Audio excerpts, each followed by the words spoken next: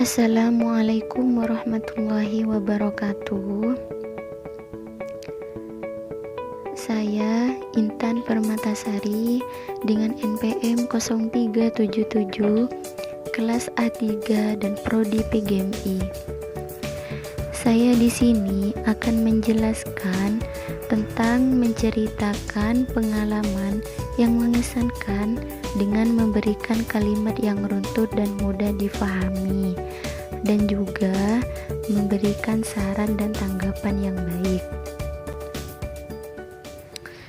Baik, di sini saya akan menjelaskan tentang tujuan pembelajaran, yaitu menjelaskan perjalanan Lucy ke kantor pos.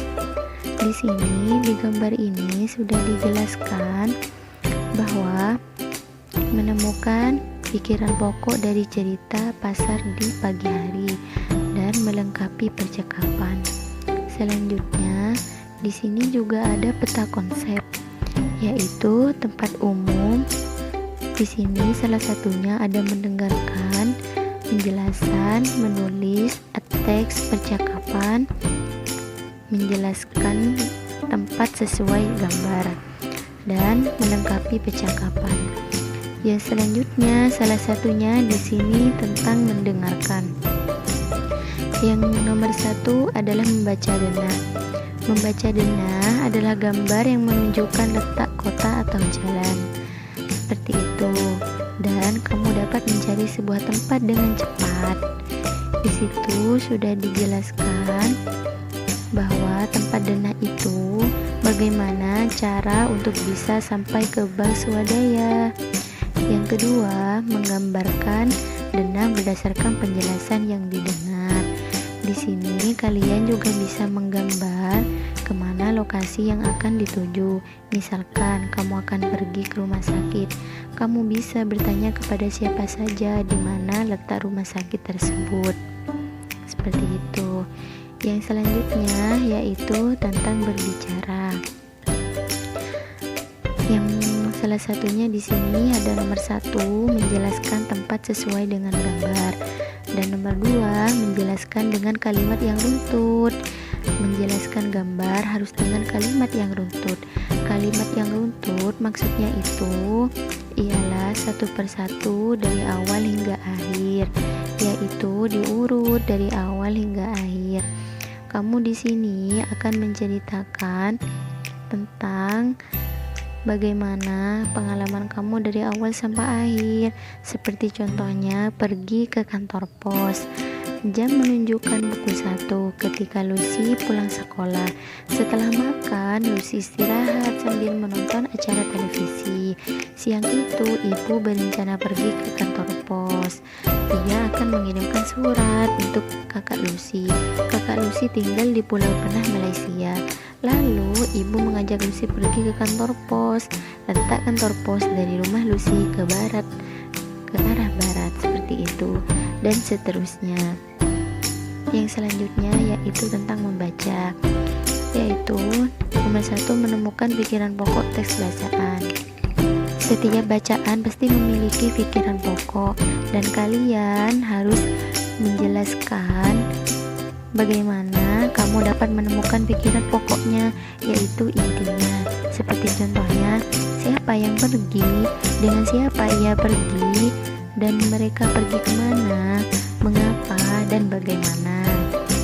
Nomor 2, selanjutnya, langkah membaca sekilas. Membaca sekilas yaitu membaca sekejap mata.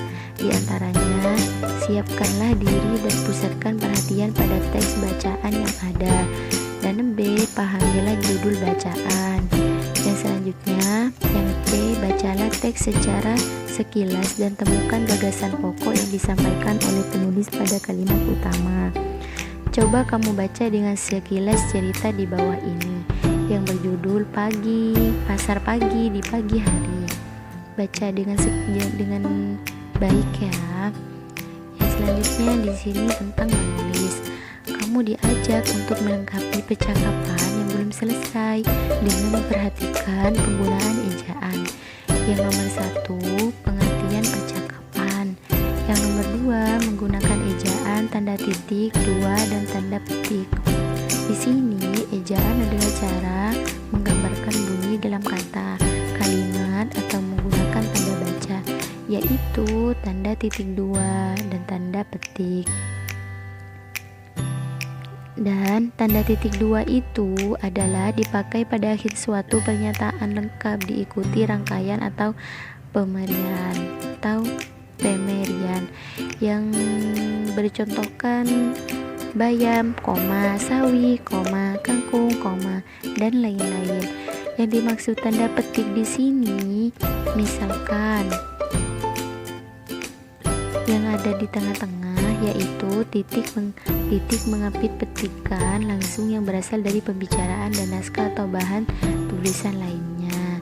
Yang contohnya yaitu kamu tadi naik bus dari mana? Lah di tengah-tengah itu yang dimaksud tanda petik seperti itu.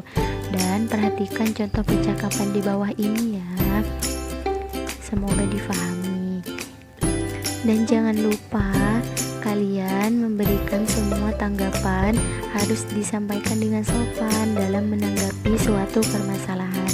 Harus disertai dengan jalan keluar atau solusi. Saran sama dengan usulan, yakni menanggapi tindakan atau pendapat orang lain berupa usulan yang menurut pemberi saran adalah yang terbaik atau lebih baik dari sebelumnya. Terima kasih, semoga dipahami anak-anakku. Jangan lupa belajar ya di rumah ya, biar pintar. Baik, saya akhiri. Wassalamualaikum warahmatullahi wabarakatuh.